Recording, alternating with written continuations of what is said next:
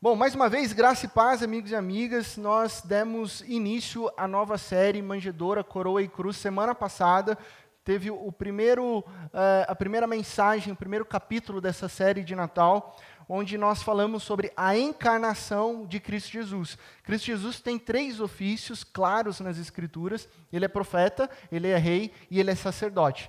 Então a gente está analisando alguns textos de Mateus, do Evangelho de Mateus, que falam sobre o nascimento de Cristo Jesus e dando uma ênfase nesses ofícios de Cristo, o verdadeiro profeta, o verdadeiro rei, o verdadeiro sacerdote. Então nós já vimos na semana passada que ele é o profeta verdadeiro, o profeta perfeito, que foi anunciado inclusive 700 anos antes pelo profeta Isaías. Cristo veio ao mundo e ele é a imagem perfeita de Deus, assim diz Colossenses. Então Jesus reflete a imagem perfeita de Deus. Um bebê que é colocado numa humilde manjedoura é a revelação final de Deus. Então por isso que é importante, né? Eu brinquei e falei sério ao mesmo tempo, que quando nós montamos o presépio, quando nós colocamos cada personagem, nós vamos refletindo que naquela manjedoura, o bebê colocado naquela manjedoura é a palavra de Deus. É o verdadeiro profeta, que comunica a vontade de Deus aos nossos corações. É a revelação final e especial de Deus a todas as pessoas. Então compreender quem é Jesus é fundamental para conhecermos muito mais profundamente o nosso maravilhoso bom Deus. Conhecer Jesus, saber quem é Jesus, modifica, transforma, aprofunda o nosso conceito sobre o que é Natal, sobre o que é celebrar Natal, é saber quem é Cristo Jesus. Então nós seguimos hoje com a nossa série, o tema de hoje é Coroa, a encarnação do Rei. Então eu quero convidar você a abrir a sua Bíblia no texto base de Mateus capítulo 2, ou ligar a sua Bíblia no dispositivo eletrônico, Mateus capítulo 2, do verso 1 ao verso 12, nós vamos ficar basicamente nesse texto. Mateus capítulo 2 será o nosso texto base da reflexão dessa manhã. Mateus capítulo 2, do verso 1 ao verso 12, diz assim a palavra de Deus. Depois que Jesus nasceu em Belém da Judéia, nos dias do rei Herodes, magos, né, ou seja, sábios, vindos do Oriente, chegaram a Jerusalém. Tenta já imaginar que contextos, né? Jesus nasce em Belém da Judéia, nos dias de um homem chamado rei Herodes, daqui a pouco a gente vai falar um pouco sobre ele. Magos vindo do Oriente, território fora do território de Israel, vão não para Belém, eles vão para Jerusalém, capital, e perguntaram, onde está o recém-nascido rei dos judeus? Nós vimos a sua estrela no Oriente e viemos adorá-lo. Eles falam isso na grande cidade. Quando o rei Herodes ouviu isso, ficou perturbado e com ele toda a Jerusalém, tendo reunido todos, veja bem, não são alguns, não são muitos, todos os chefes dos sacerdotes do povo e os mestres da lei, perguntou-lhes, onde deveria nascer? O Cristo. O Cristo. E eles responderam, em Belém da Judéia, pois assim escreveu o profeta. E aí tem uma referência de Miqueias capítulo 5, verso 2. Mas tu, Belém, da terra de Judá, de forma alguma és a menor entre as principais cidades de Judá, pois de ti virá o líder que como pastor conduzirá Israel, o meu povo. Então Herodes chamou os magos secretamente e informou-se com eles a respeito do tempo exato em que a estrela tinha aparecido, né? Herodes está tendo que fazer um cálculo aí para ele saber em que momento nasceu o Salvador. Enviou-os a Belém e disse, vão informar-se com exatidão sobre o menino. Logo que o encontrarem, avisem-me para que eu também vá adorá-lo. Depois de ouvirem o rei, eles seguiram o seu caminho, e a estrela que tinham visto no Oriente foi adiante deles, até que finalmente parou sobre o lugar onde estava o menino. Quando tornaram a ver a estrela, encheram-se de júbilo. Ao entrarem na casa, viram o menino com Maria, sua mãe, e prostrando-se, o adoraram. Então abriram os seus tesouros, o que há de melhor na antiguidade, e deram esses tesouros como presentes, que era ouro, incenso e mirra. E tendo sido advertidos em sonho, para não voltarem a Herodes, porque Herodes falou, vão lá ver aquele menino e depois vocês me comuniquem, mas aí eles foram advertidos, retornaram à sua terra por outro caminho. Vamos orar? Pai de amor, muito obrigado, Pai, porque nós estamos hoje reunidos em Teu nome, porque o Teu Santo Espírito trouxe cada pessoa aqui nessa manhã, e não foi coincidência, foi um chamado do Senhor para ouvirmos a Tua palavra, que é viva e que é eficaz. E por isso, diante da Tua presença, nós declaramos total dependência e pedimos que o Teu Santo Espírito sopre sobre nós. Em Cristo Jesus, fala conosco. Amém. Amém. Existe uma brincadeira que ela tem vários nomes, assim, dependendo da localidade, assim, uma brincadeira infantil. Não sei se na sua região, na sua cidade, como é que chama isso, mas chama-se Rei da Montanha. Não sei se já brincou disso, o que é o Rei da Montanha. Quando eu tinha uns 9, 10 anos de idade, lá na grande cidade chamada Itapetininga, né? Se você ainda não visitou Itapetininga, metrópole gigante, eu tinha um grupo de amigos e nós pedalávamos, né? 9, 10 anos, o que era a vida de uma criança? Cidade pequena era pegar a bicicleta, sair de manhã e voltar para comer quando dava fome e para tomar banho, né? Era interessante que há décadas atrás a gente não tinha celular, a gente não tinha nada, assim, e dava tudo certo, a gente voltava para casa, a gente tinha regras, né? Então a mãe sempre falava assim, ó, o sol está baixando, volta para casa, nada de ficar de noite para a rua, né? E era tudo legal. Era tudo bom, né? As mães não se desesperavam, né? Elas nem tinham como se desesperar, e vai ligar para quem? E a gente pegava a bicicleta e saía por aí. E uma das coisas que a gente gostava de fazer era encontrar alguns depósitos de areia e pedra. Areia, pedra, assim, para grandes depósitos, né? Você já via de longe, assim, por cima do muro, que tinha aqueles montoados de areia, né? Então a gente encostava a bicicleta ali no portão, dava um jeito de pular lá no depósito de areia, que a gente tinha um tempo assim curto para brincar, e ali começava a brincadeira, o Rei da Montanha.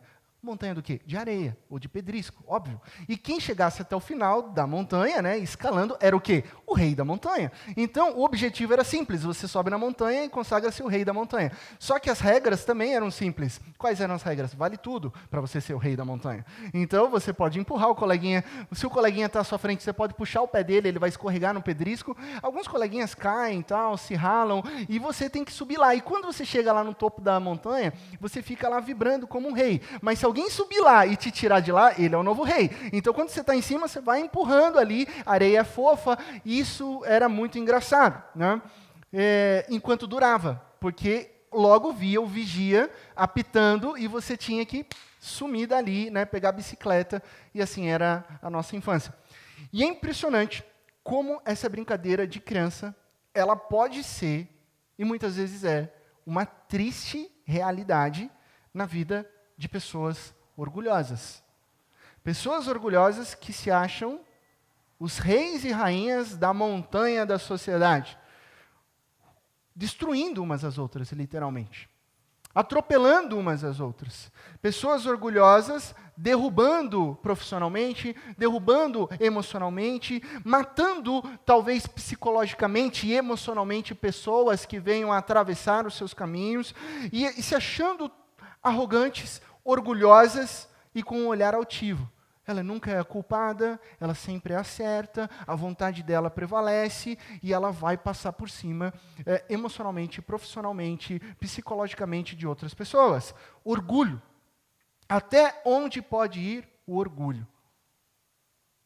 Quando eu era criança, eu tomava bronca da minha mãe, porque eu queria alguma coisa, queria outra coisa. Ela falava o quê? Você acha o quê? Que você tem o rei no umbigo? Né? Eu gosto dessa expressão interessante, né? O rei no centro do seu ser, então você acha que é o dono de tudo? Aonde vai o orgulho? Até onde pode ir a sede de poder? E por que eu estou dizendo isso? Porque a linda narrativa de Natal é cheia de personagens que inspiram a nossa fé. A gente olha para Maria, né, e recentemente, essa semana, as pessoas me perguntaram, a gente relembra a história, né, e eu falo assim, pastor, mas qual que era a idade de Maria? Tamanha coragem dela?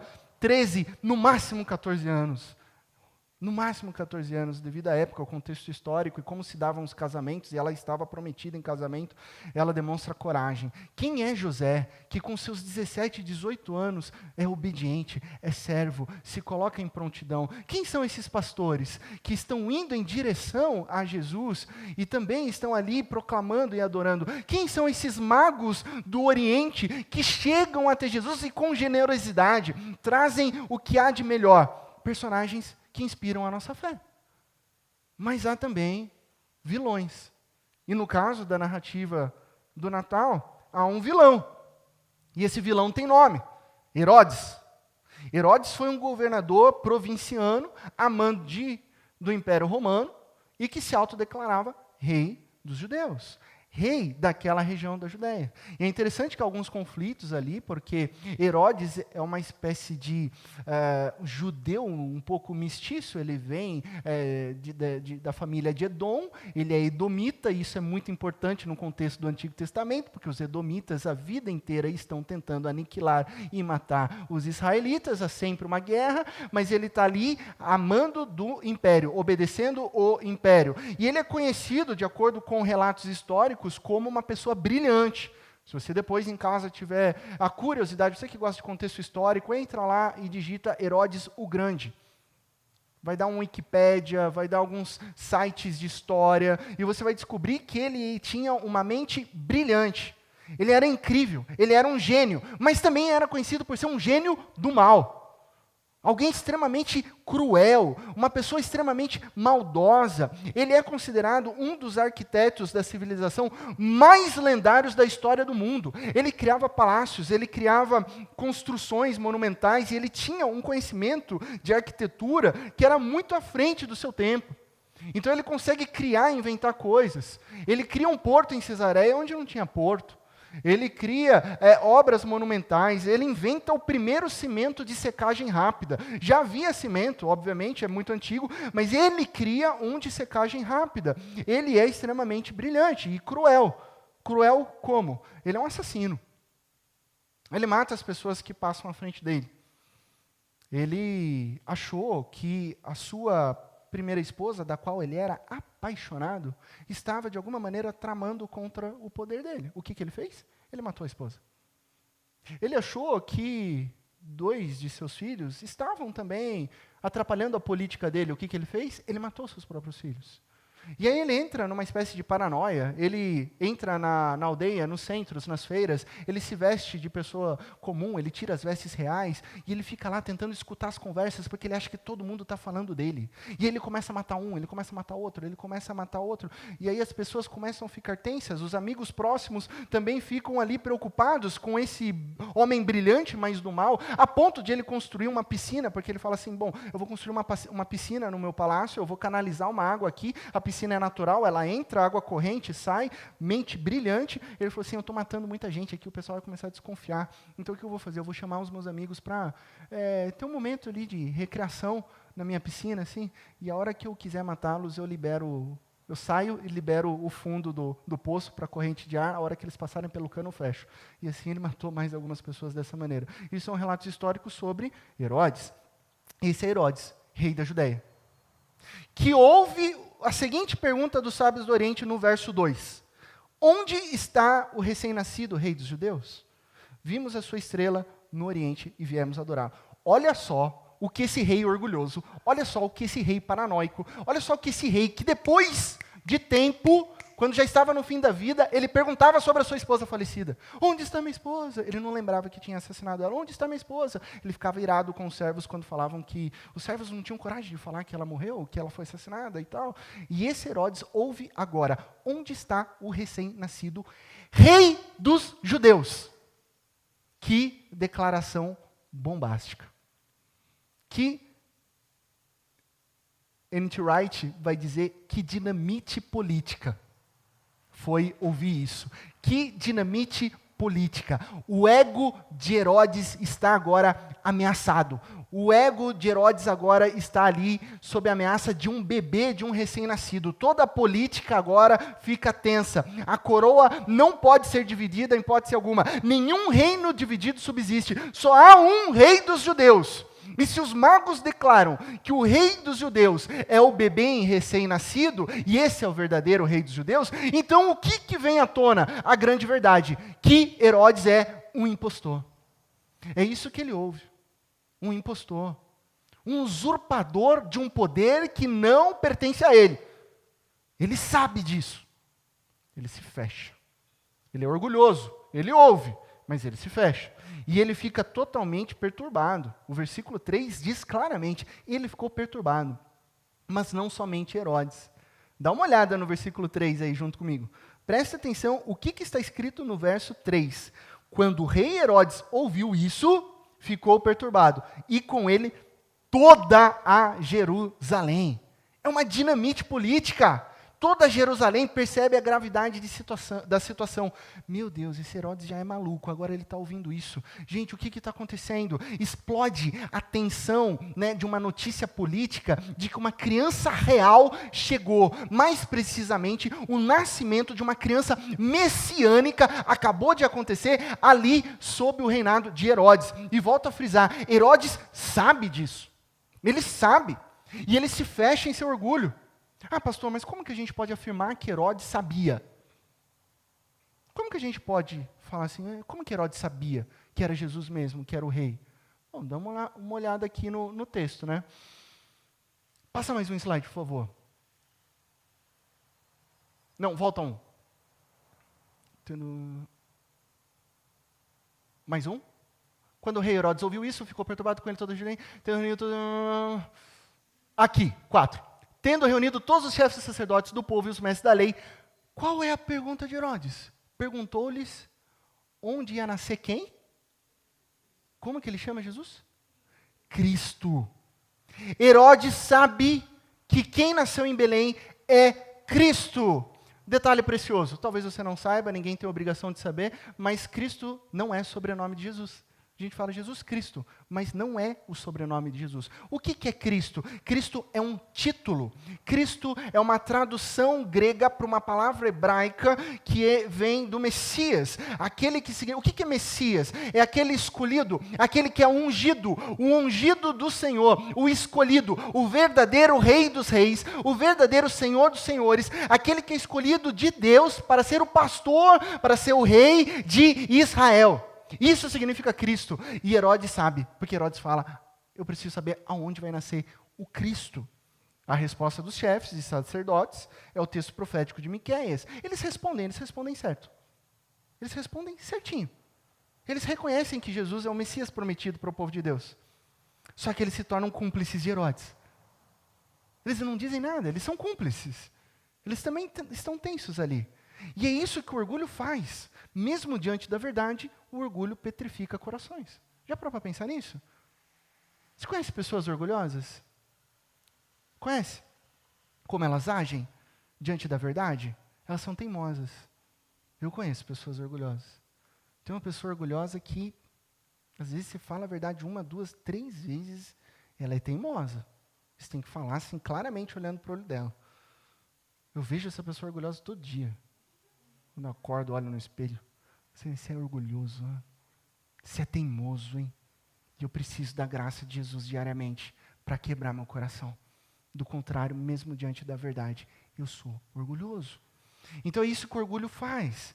Porque a verdade é luz, que dissipa as trevas. Mas para um coração orgulhoso, essa luz é cegante, essa luz é ofuscante, essa luz, por que ela é ofuscante? Porque ela eclipsa o seu ego, ela toca lá no seu ego, ela mexe com você, daí você não quer mudar, você não quer ser confrontado, você ainda quer ser teimoso. Então, a mesma luz, preste atenção nisso, a mesma luz que ilumina o caminho a ser seguido, é a luz que pode te cegar. A mesma luz que faz os pássaros cantarem de manhã, é a luz que faz os ratos correrem para se esconder. A mesma luz que enche de júbilo os corações dos magos do Oriente, é a luz que perturba os corações orgulhosos de Herodes e de toda Jerusalém. A mesma luz, a mesma estrela.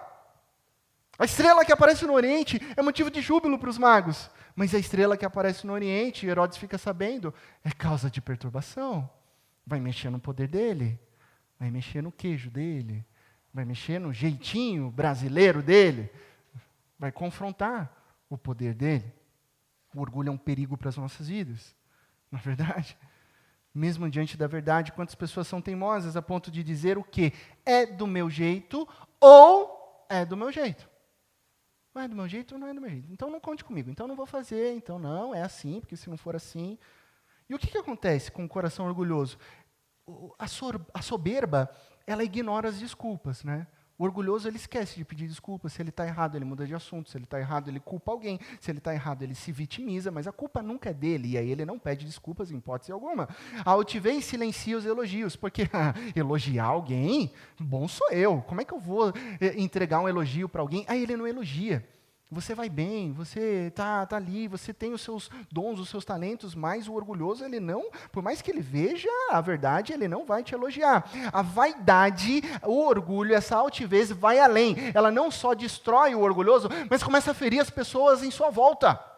Por quê? Porque é a minha glória, é sobre eu, é o meu ego, é o meu ensimesmar-se, é tudo sobre mim, a minha coroa, eu sou o reizinho, eu quero fazer do meu jeito, é a minha exaltação, o meu ego, o meu eu, senão eu estou fora. E a gente vive um mundo, né, o secularismo, o individualismo hoje, enfatiza mais o eu, né, é sobre você, não é sobre o nós. É sobre a sua felicidade, sobre o seu amor, sobre os seus planos, sobre o que eu vou fazer, e eu vou seguir o meu eu. Não é bem isso que a Bíblia diz. Porque isso não somente te destrói, mas acaba com o quê? Com as pessoas à sua volta. Então o orgulho, ele destrói casamentos. O orgulho machuca amizades profundas. Destrói amigos verdadeiros em sua volta. O orgulho faz isso. Menospreza as pessoas que te amam. O orgulho começa a ignorar, começa a diminuir, começa a deixar de lado as pessoas que realmente te amam. O orgulho cria um clima terrível em ambientes de trabalho. Ninguém quer ceder, ninguém quer mais pensar em equipe. É tudo sobre eu. Quem vai levar a glória? Quem é o líder? Aí fica as pessoas no ambiente do trabalho se degladiando umas contra as outras. Enfim, o orgulho é a raiz de muitos problemas, porque não aceita ser governado. Ser governado por quem? Por quem nós somos governados? Pelo rei. Então, se em nós há orgulho, dificilmente nós seremos governados pelo Rei dos Reis, Cristo Jesus. O escritor Chesterton, ele disse certa vez, quanto a sua vida seria maior se o seu ego pudesse se tornar menor dentro dela. Olha isso. O quanto a sua vida seria maior se o seu ego pudesse se tornar menor dentro dela. A sua vida seria maior se o seu ego se tornasse menor. E a construção dessa frase de Chesterton, ele não está dizendo só que o nosso ego tem que ser menor para que a nossa vida seja maior. Mas quando ele diz quanto a sua vida seria maior se o seu ego pudesse se tornar menor dentro dela, ele está dizendo que muitas pessoas têm um ego maior do que a própria vida. É tão grande o ego que ele é maior do que aquilo que as pessoas realmente são. Mas enfim, essa estrela que ofusca Herodes é a estrela do Oriente que aparece para os magos. A estrela que vai adiante dos magos. A estrela que ilumina todo o caminho e de repente essa estrela para. E o texto bíblico nos diz no versículo 9, a estrela que tinham visto no Oriente foi adiante deles, até que finalmente essa estrela parou sobre o lugar onde estava o menino. A estrela para. Eu não vou entrar aqui nas discussões sobre se era uma estrela cadente, que tipo de estrela é. Nós estamos diante de um texto bíblico, de uma ciência, de uma tecnologia de 2000 anos atrás, tá, gente? Então, muito provavelmente, estava numa época do ano onde os cientistas dizem que 90% de chances de que o que eles estavam vendo era um planeta. Estava num tempo onde favorecia. Sabe igual de vez em quando acontece na nossa geração? As pessoas avisam na internet, você vai conseguir ver Júpiter. E aí você corre lá e vê. Então, esses sábios, eles olhavam muito as estrelas. Então, houve um momento em que eles viram realmente algo que para eles era uma estrela, mas provavelmente era um planeta. E eles seguiram nessa direção. E parou ali onde estava o menino. Os magos foram até Jerusalém e Jesus não estava lá. Então eles continuam seguindo essa estrela adiante. Os magos seguiram direcionados não por homens, mas pelo próprio Deus. Os magos, numa jornada seguindo essa estrela, concluem a viagem como? Cheios de júbilo. Cheios de alegria. Quando eles chegam no local onde está Jesus, o coração deles é invadido de completa alegria, de satisfação, de júbilo e de esperança. de esperança. E aí está o ponto que a gente não pode perder para as nossas vidas hoje. O que está acontecendo aqui? O que isso significa para a minha vida e para a sua vida? Que quando você segue a jornada, qual é a nossa jornada? A jornada da vida aqui. Quando você segue a jornada da sua vida, direcionado não por homens, não pelos nossos corações, muito menos pelos nossos egos, mas quando nós seguimos direcionados por Deus, a estrela sempre repousa no lugar onde Cristo Jesus está. Esse é o ponto. Quando nós somos direcionados por Deus, o destino é Cristo. É onde Jesus está. É onde Jesus está. O caminho, e esse caminho ele é trilhado como? Ele é trilhado com humildade. Sempre te levará a Cristo Jesus, o Rei dos Reis. Versículo 11. Ao entrarem na casa, eles viram um menino. Olha só que interessante. Eles viram um menino com Maria, sua mãe, e prostrando-se, o adoraram. Então abriram os seus tesouros e lhe deram presentes, ouro, incenso e mirra. Eles viram um menino. Eu amo ler, porque aqui em Mateus, depois você pode perceber, você pode sublinhar. Gente, palavra que repete na Bíblia não é porque o autor não tinha um dicionário de sinônimos. Não é porque ele não tinha tanto repertório retórico. Não, quando ele repete algumas palavras é porque ele está querendo dar ênfase. Tá? Isso é um recurso intencional literário. Então, nesse texto, começa, tem rei dos judeus, e agora tem menino. Então, eu amo ler isso, porque é um menino. Eles viram um menino. Eles não viram um grande guerreiro. Eles não chegaram lá e tinham uma espécie de Aragorn, Senhor dos Anéis, armado, pronto para a batalha e para destruir o Império Romano. Não foram isso que eles encontraram lá. Eles não encontraram também um homem formado, sábio, com barba, com intelectualidade. Gostou, né? Com barba, né? Homens com barbas, tá? Fica a dica aí. Um homem... Ele não encontrou um adulto lá. O ponto é esse, não encontrou um adulto. Não encontrou alguém que já tinha estudado as Escrituras. Eles não viram um homem cheio de títulos, vamos aplicar para a nossa sociedade. Eles não chegaram lá e viram alguém com um pós-doc pendurado na casa ali. Eu estudei em Londres, eu fiz Mackenzie, eu sou um CEO executivo de uma multinacional. Não foram isso que eles encontraram lá. Eles encontraram um menino. Eles viram um menino.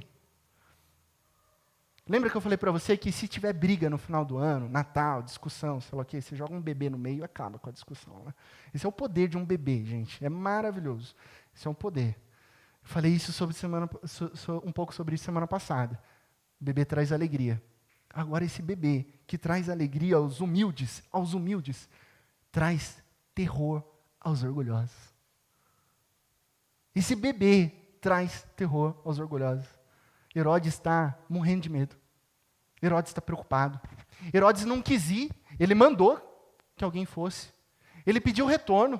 E depois a gente vai ver, semana que vem, o que o maluco de Herodes apronta, né? Mas isso é próximo capítulo.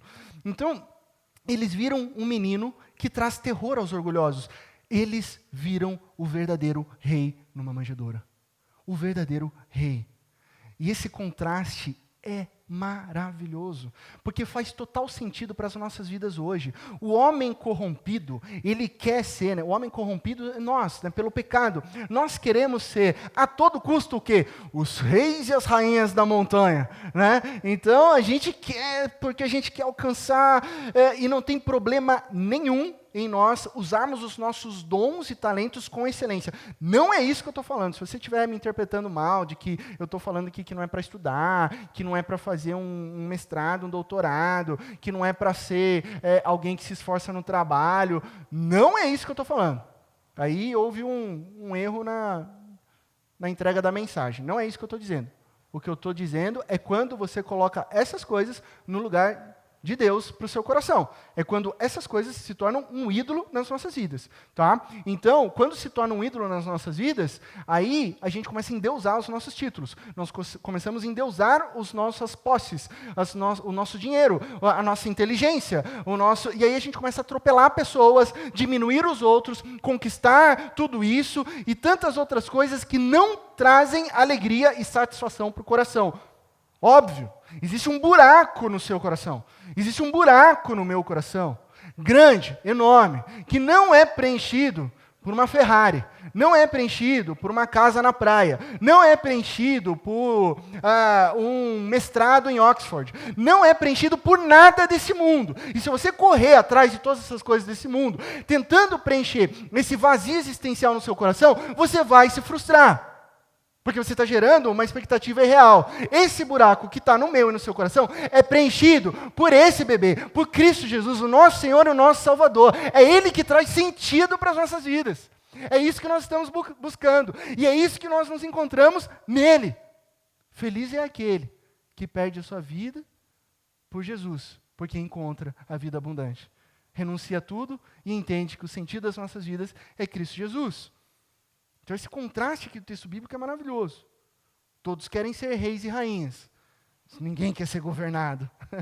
Sabe aquele negócio? Todo mundo quer dar ordem, mas ninguém quer receber ordem, né? Todo mundo gosta de mandar. Existe uma frase interessante, né? Diz o seguinte: todo menino quer ser homem, todo homem quer ser rei, todo rei quer ser Deus, mas só Deus quis ser menino. Todo menino quer ser homem, todo homem quer ser rei, todo rei quer ser Deus, mas só Deus quis ser menino. Percebe isso? Pastor, como nós podemos entender o ofício real de Jesus? Como que Jesus é rei sendo menino? Essa é uma ótima pergunta, né? Como que a gente vê isso? Porque, primeira coisa, ontologicamente, de acordo com a natureza de quem Deus é, Jesus é sempre rei. Ele não se tornou rei. Ele sempre é rei, sempre foi rei. Ele é a palavra que estava desde o início. Ele é o alfa e o ômega. Ele é sempre. Jesus não foi, nem será, ele é. Ele é em toda a linha do nosso tempo, espaço-tempo. Então, muito antes da sua encarnação, ele é rei. A história do Natal é sobre esse rei dos reis invadindo a história humana. É o Deus que habita na eternidade, no Kairos, o tempo de Deus, e que entra no nosso Cronos, entra na nossa história, invade a nossa vida, racha a história no meio entre antes de Cristo e depois de Cristo Jesus, para nos comunicar, para falar conosco, literalmente descendo das alturas da existência absoluta no tempo e espaço para a humanidade. E ele vem como um bebê, um bebê. Como Paulo diz em Filipenses capítulo 2, é o esvaziamento do próprio Deus, que se faz semelhante aos homens. Esvaziar-se a si mesmo, que embora sendo Deus, não considerou que o ser igual a Deus era algo aquilo que ele devia se apegar, mas como ele vem ao mundo em forma de homem, para ser servo. Jesus veio servir, Jesus veio salvar, o Rei dos Reis que desce para subir de novo. O verdadeiro rei que abaixa. Já parou para pensar nisso, nessa imagem? Ele desce. Isso é esvaziar-se.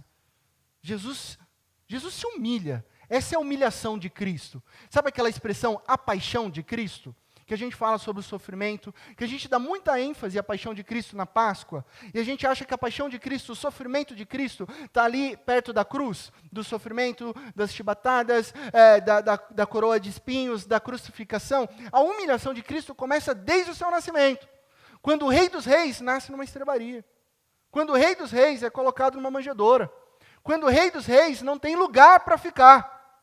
Aí começa a humilhação de Cristo Jesus. Então é Deus descendo. E por que Deus desce? Ele agacha. O próprio Deus. Perceba o próprio Deus se curvando. Se curvando na história humana. Para quê? Para colocar sobre os seus ombros o sofrimento humano. Para colocar sobre os ombros de Deus o peso do pecado. Sabe aquele fardo que você não consegue carregar sozinho? E você não consegue. Não tenta não carregar sozinho, porque você não vai conseguir. É pesado demais. O Cristo Jesus, o Deus que se fez carne, coloca em seus ombros, para ficar leve para mim, para ficar leve para você, para Ele se levantar e Ele ser exaltado, diz Filipenses capítulo 2, cujo nome é exaltado acima de todo nome, porque Ele é Cristo Jesus, Senhor dos senhores. Ele carrega os nossos fardos. Ele morreu na cruz no meu lugar, no seu lugar, pela sua dor, pelo seu choro, por aquilo que te dói. aquilo que você não dorme de noite, as suas preocupações. Jesus entende, Jesus se identifica com você. Mais do que se identificar, ele se agacha para levantar o fardo. Por isso ele fala: vem, caminha comigo, que vai ficar leve, porque eu estou carregando para você. Eu entendo a sua dor, eu vim para te salvar. Todo o peso do mundo quebrado, toda a carga de desconexão, somente o verdadeiro e todo poderoso Rei consegue carregar a sua dor, o seu sofrimento, o peso do pecado e ser vitorioso através da cruz e da ressurreição. É isso que Jesus faz, para que o seu nome seja exaltado acima de todo nome. O trabalho é todo dele. O trabalho é todo dele. Já parou para pensar nisso? Às vezes a gente está cansado, a gente está esgotado, a gente está assim: eu não aguento mais. Final do ano, né? A gente está alegre com o Natal, mas muita gente está: ai, preciso de férias, pastor. Esse ano foi terrível, pastor, não aguento mais. Sei lá o quê. Por que você está carregando tudo sozinho? O trabalho não é seu. O trabalho é de Deus. Já parou para pensar e tentar descansar em Deus? E entender que toda obra salvífica é de Cristo? Que o trono e o reinado são de Jesus? Não é meu, não é seu, é dele. Não é sobre nós, não é sobre poderes humanos, não é sobre construir os nossos castelos como Herodes construiu. Que Herodes construiu castelos maravilhosos, né? Só que ele não entendeu que eram castelos de areia. E muitas vezes a gente está construindo castelos de areia. É sobre nos rendermos ao governo soberano daquele que é rei sobre todas as coisas. E esse rei revela um caminho de mansidão, de humildade, em oposição a um caminho de orgulho e altivez. O orgulho de Herodes levou ele à destruição. Levou ele à destruição. A humildade dos magos os levou à adoração. O verdadeiro rei dos judeus reina. Concluindo, historicamente, os magos não vieram da região de Israel.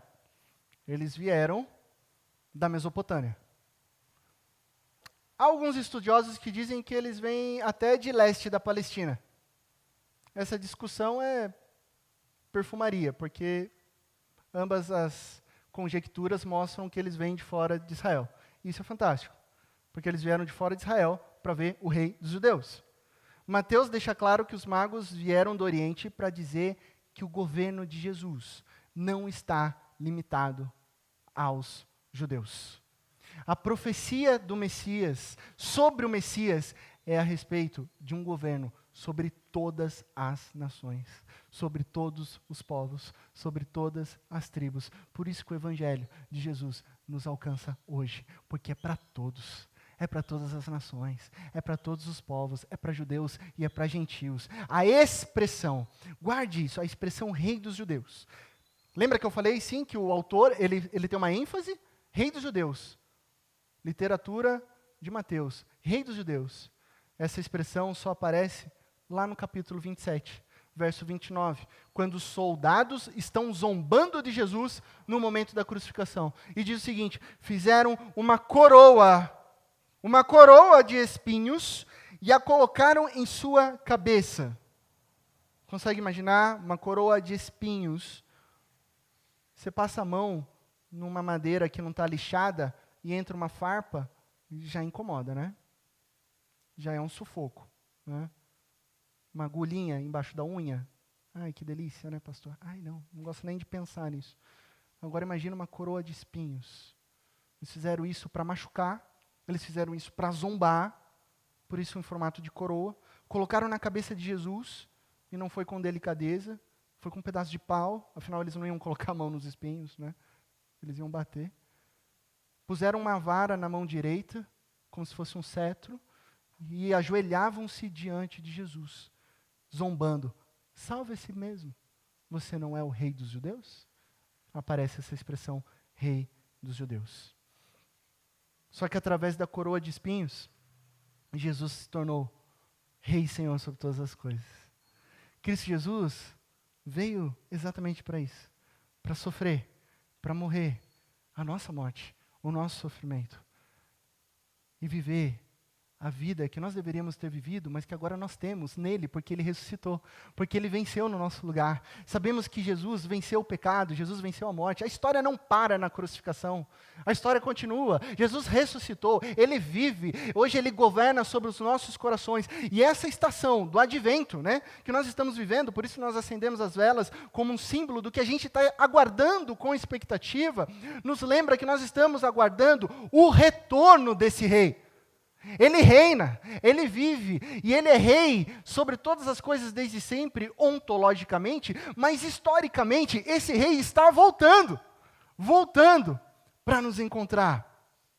E Apocalipse 19 nos revela que no manto real de Jesus, e em sua coxa está escrito, Rei dos Reis, Senhor dos Senhores. É assim que Jesus vai voltar, com o manto real, com várias coroas em sua cabeça e escrito em sua coxa, eu sou o Rei dos Reis, o Senhor dos Senhores. E Ele está voltando. Ele está voltando. O que a gente leva para casa, diante dessa reflexão fantástica? O que a gente leva para casa? Pensa aí. Você está mais para Herodes, que não pode mexer no seu reinado? Que não pode mexer nas suas coisas, que você gosta de estar no controle de tudo?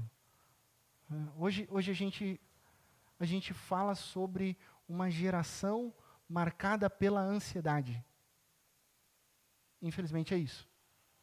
Mas a gente não fala de uma geração marcada por estar no controle de todas as coisas. A gente não fala isso. A gente enfatiza a ansiedade, que é uma consequência do quê? De eu querer controlar tudo na minha vida. É óbvio que você vai ser ansioso. Você não controla tudo na sua vida? Quem controla? Ou alguém conseguiu controlar a pandemia aqui? Será que a gente não aprendeu? Será que a gente não aprendeu? Então essa é a reflexão. Nós estamos mais para Herodes? Ou nós estamos mais para os magos? Que vão em direção a Jesus para se render, para adorar. Porque esse é o caminho que Jesus nos ensina. Vem. Deixa eu governar sobre a sua vida, ele diz. Caminha comigo. E o que eu vou apresentar para você não é nada pesado, não. Eu vou apresentar os ritmos leves, graciosos da minha presença sobre a sua vida. O Rei dos Reis está voltando. Deixe o seu orgulho de lado. Tempo de Natal? Vamos trabalhar o nosso orgulho? Vamos. Vamos perdoar? Vamos elogiar? Está aí o desafio. Dia 25 chegando, famílias reunidas, tem aquele tio chato, aquela tia chata. Sabe? Vamos exercer a humildade? Está aí o desafio. Vamos. Siga pelo caminho guiado pela luz de Deus. Renda-se ao governo soberano do Rei dos Reis. E faça como os magos fizeram. Leve os melhores presentes para o Rei dos Reis, Senhor Jesus. E o melhor presente que você pode levar é o seu coração prostrado aos pés de Jesus. E que Deus te abençoe, na mais absoluta certeza de que em Cristo Jesus, o Rei dos Reis, todas as coisas ficarão bem. Amém?